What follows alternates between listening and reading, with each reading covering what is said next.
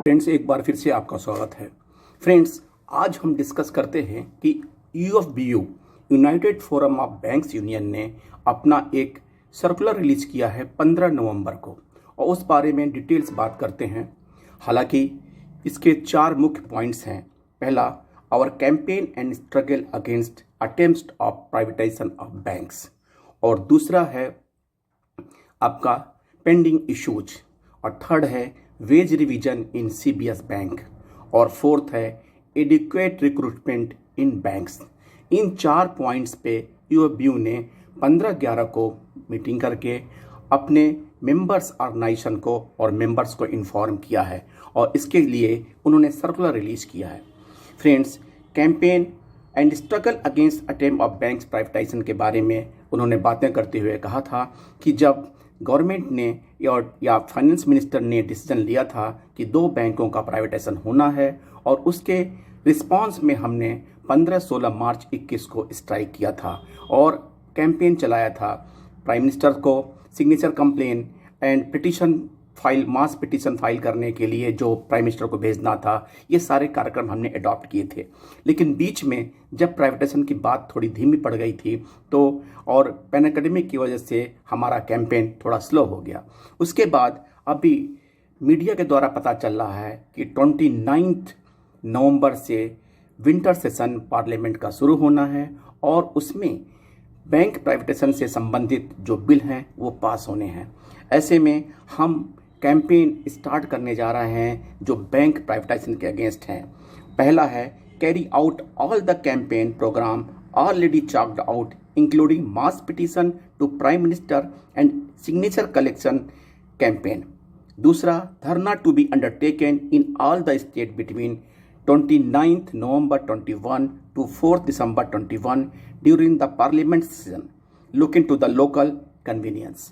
Third है धरना before parliament by UFBU leaders, date to be finalised, looking to the presentation of any bill on privatisation of banks. और चौथा है strike actions to be declared on off the धरना day.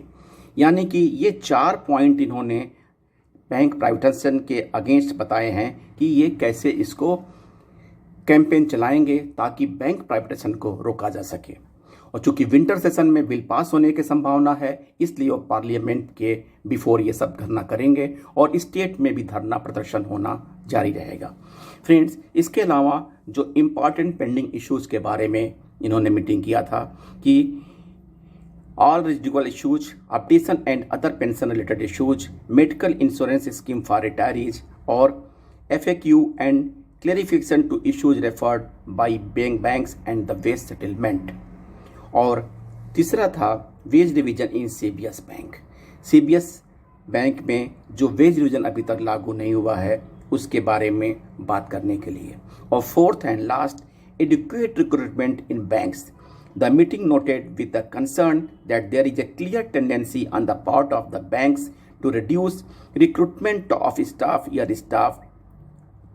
year after year, due to which there is an acute shortage of staff in the banks, with the resultant impact of the quality of customer services and increased workload on the existing staff. The meeting also noted that there is an increasing tendency to outsource the regular and the perennial jobs on that contract basis. The meeting decided to address a detailed communication to the government in this regard. Friends, UFBU द्वारा उठाया हुआ देर से ये सराहनीय कदम है। अगर UFBU continuous hammering नहीं करेगा तो गवर्नमेंट प्राइवेटाइजेशन को इम्प्लीमेंट करेगी, और ये प्राइवेटाइजेशन मार्च 22 तक इनिशिएट होने के चांसेस लग रहे हैं। ऐसे में इनका कैंपेन जब तक एक शार्प कैंपेन नहीं होगा तब तक ये डिसीजन गवर्नमेंट नहीं रोकेगी। फ्रेंड्स, जहाँ तक रह गया पेंडिंग इश्यूज़ के बारे में, तो केवल पत्र लिखने से नहीं, ये फेस टू फेस जब तक जाके मीटिंग नहीं करेंगे और रेजिडुअल इशू के बारे में प्रॉब्लम सॉल्व नहीं करेंगे, और जो भी FAQ आप बता रहे हो, जैसे कि स्टैग्नेशन इंक्रीमेंट के बारे में या किसी और मुद्दे पे जो बैंक अलग कहती है, IBA का सर्कुलर अलग कहता है, इसको डिसीजन लेने के लिए आपको एक फोकस वे में बात करनी पड़ेगी। इन सारे मुद्दों में कहीं भी यूएफबीयू के लीडर्स 5-day वीक के बारे में नहीं बात कर रहे हैं।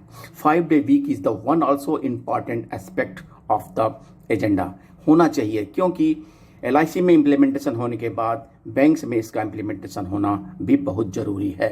फ्रेंड्स, इसके अलावा vacancy, educate recruitment of the bank staff, ये बहुत ही आवश्यक है, क्योंकि बैंकों में स्टाफ की शॉर्टेज होने की वजह से वर्कलोड है और वर्क लाइफ बैलेंस चेंज हो रहा है। ऐसे में कस्टमर सर्विस भी सफ़र कर रहा है। तो और आप आगे उठा के 2010 से लेके आप 2021 का देख लें तो जो भी वैकेंसी IBPS की आ रही है वो ईयर बाय ईयर कम होती जा रही है, जबकि रिक्वायरमेंट के हिसाब से, वर्कलोड के हिसाब से, बिजनेस के हिसाब से ये अकॉर्डिंगली बढ़ना चाहिए। फ्रेंड्स, ये मुद्दा केवल लाइटली नहीं लेना चाहिए, इसको मुद्दे को सीरियसली लेके हमारी वैकेंसी जो IBPS से निकलती है वो उसमें एक्चुअल रिक्वायरमेंट के हिसाब से बढ़नी चाहिए। फिर मिलते हैं आपको नए अपडेट के साथ, तब तक के लिए थैंक यू फ्रेंड्स, धन्यवाद।